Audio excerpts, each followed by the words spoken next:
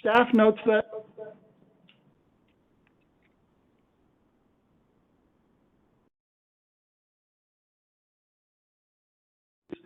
the parties related to or associated with jockeys are involved in horses to be coupled. NYS and the bond comments are all directed at an issue different than that addressed by the proposed rulemaking. That is, the extent to which entries ought to be coupled when persons related to trainers are involved in the same race.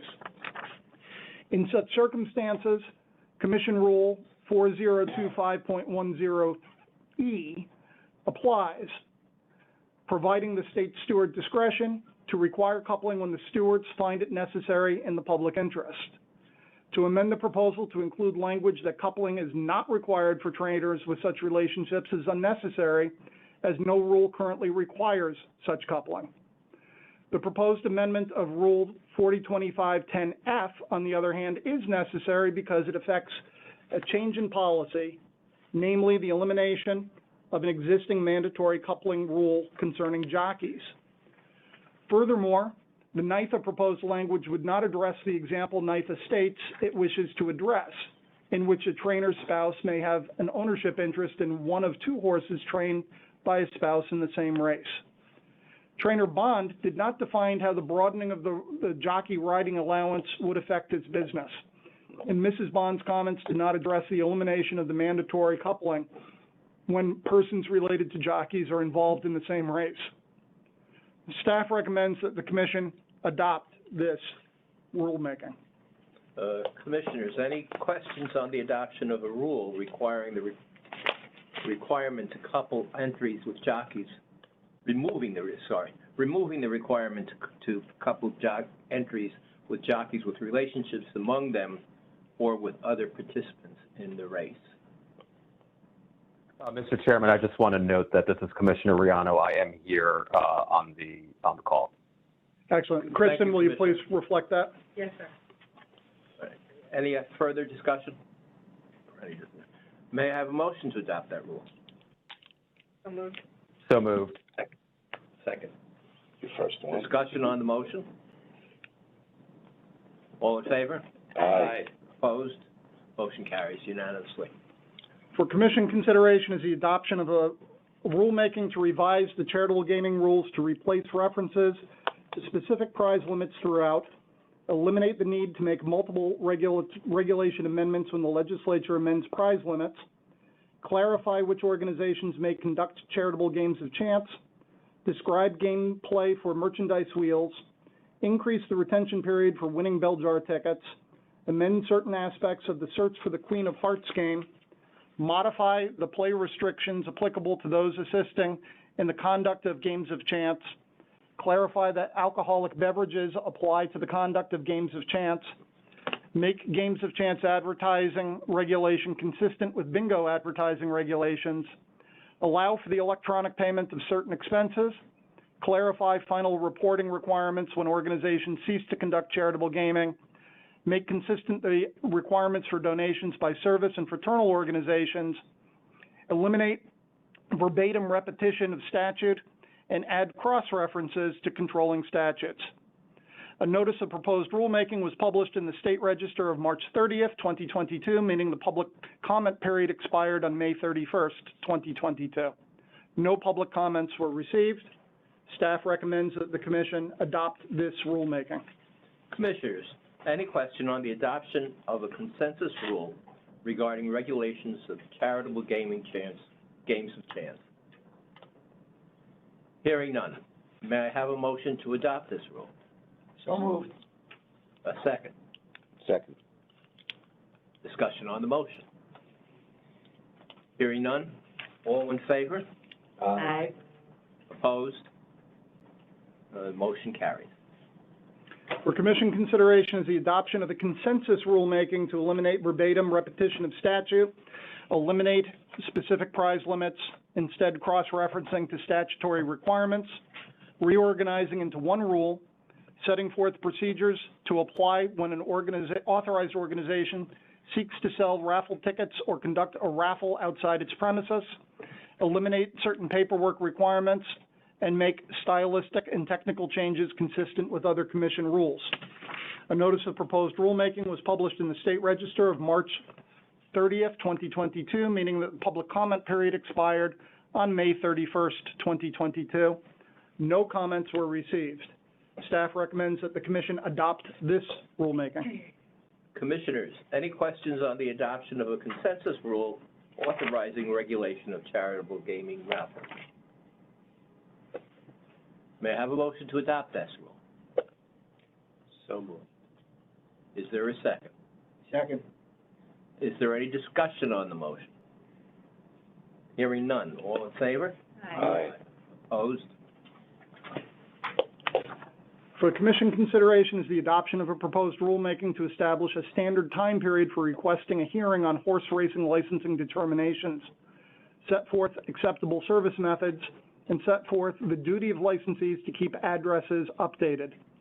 Establishing a standard time period in regulation for requesting a hearing is necessary because the Racing Parimutuel Wagering and Breeding Law does not provide for such a time period for challenging the denial of certain types of licenses.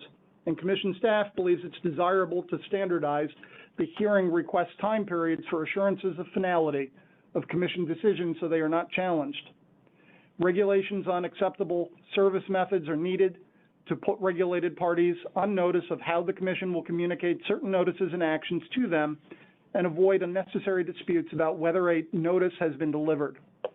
In support of that goal, it is beneficial to establish a requirement that regulated parties keep the Commission updated about their current addresses so unnecessary disputes about whether an address is current can also be avoided. A notice of proposed rulemaking was published in the State Register of March 30th, 2022, meaning that the public comment period expired on May 31st, 2022. 2 public comments were received, one from the New York Thoroughbred Horsemen's Association and one from the New York Thoroughbred Breeders. Both entities expressed support for the proposal. Staff recommends that the Commission adopt this rulemaking.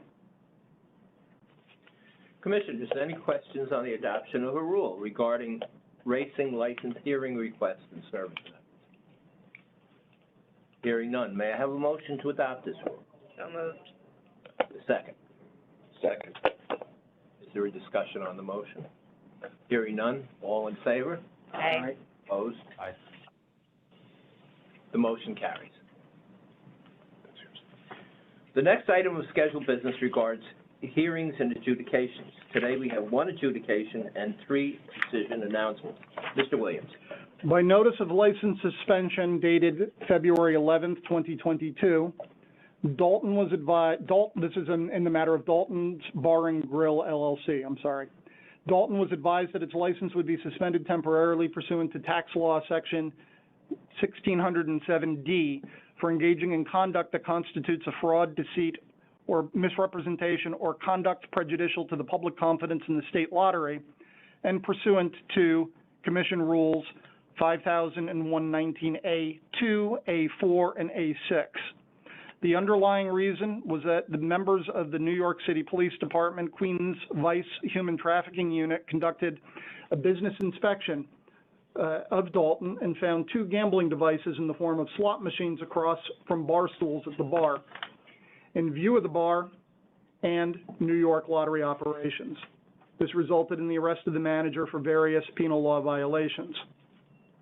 Dalton requested a hearing, which was conducted on May 19th, 2022. The hearing officer submitted a report on May 24th, recommending that Dalton's license be revoked from the period of the date of suspension to the date of the director's decision, an order representing a suspension of the Dalton license. The Commission considered this matter at a meeting conducted pursuant to the judicial or quasi-judicial proceedings exemption of New York Public Officers Law, Section 108.1. The Commission deliberated and considered the matter and determined upon a 6-0 vote to modify the hearing officer's report and recommendations so that the modifications to clarify the date of suspension being from February 11th, 2022 through the date of our decision and order and thereafter to be revoked.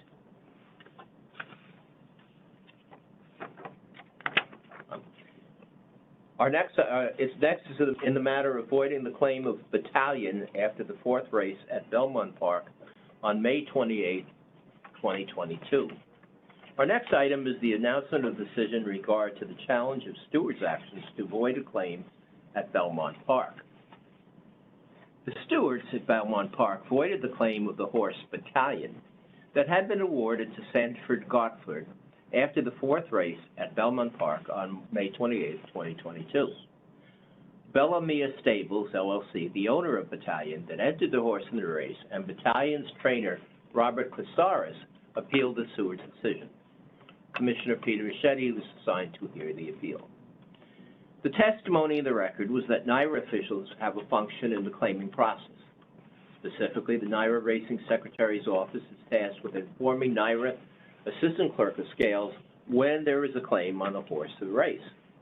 The Assistant Clerk of Scales also is tasked with informing Commission personnel of the claim, so the Commission personnel can then advise the claimed horse's groom or handler that a claim was made.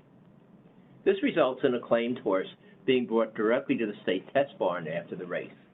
The horse's prompt presence in the test barn is required to protect the claimant, who may, if the circumstances warrant, avail themselves of the provision of Commission Rule 4038.5A4 to have the claim deemed void if a Commission-designated veterinarian determines that the horse is lame pursuant to the standards of such rule. Such rule also provides that the claim of a horse determined to be sufficiently lame by the Commission-designated veterinarian shall be deemed voided unless a representative of the claimant is present in the test barn and instead decides immediately to accept the horse.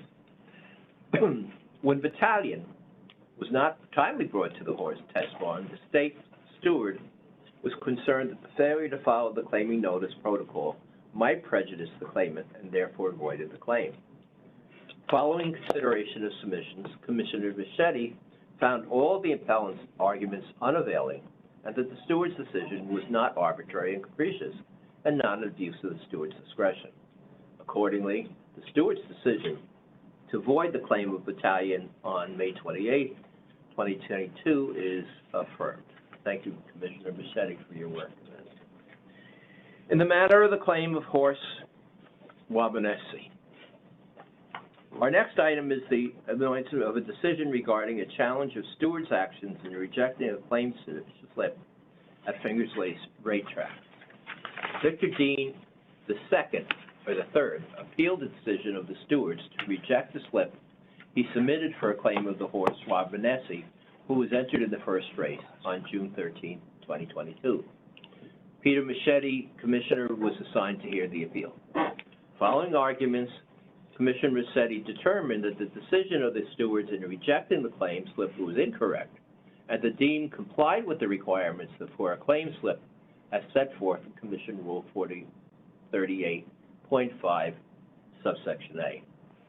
Commissioner Machete ordered the stewards conduct a new disposition by lot for the claim and provided a care reimbursement process should the shake result in different ownership. D, in the matter of the claim of the horse Born a Gambler on June 18, 2022. This is a new item that has not appeared on the agenda. I would like unanimous consent from my fellow commissioners to allowing this announcement here rather than under new business. Is there an objection? No. Hearing none, we will proceed. The final announcement today regards the challenge of stewards' actions in rejecting a claim slip at Belmont Park. James Constable and the Final Turn Racing Stable, LLC, appealed the decision of the stewards at Belmont Park Racetrack to reject their claim slip for a claim of the horse Born a Gambler from the second race on June 18, 2022.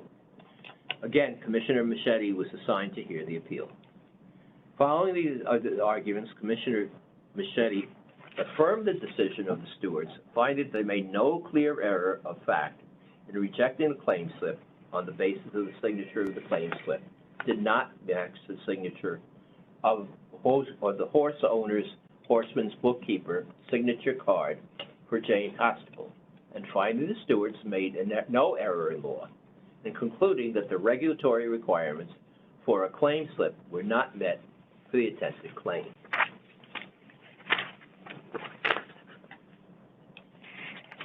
New and old business. Hearing none, we now proceed to any of the commissioners having like to present for consideration. My understanding is Commissioner Crotty would like to address. I would like to thank you, Mr. Chairman.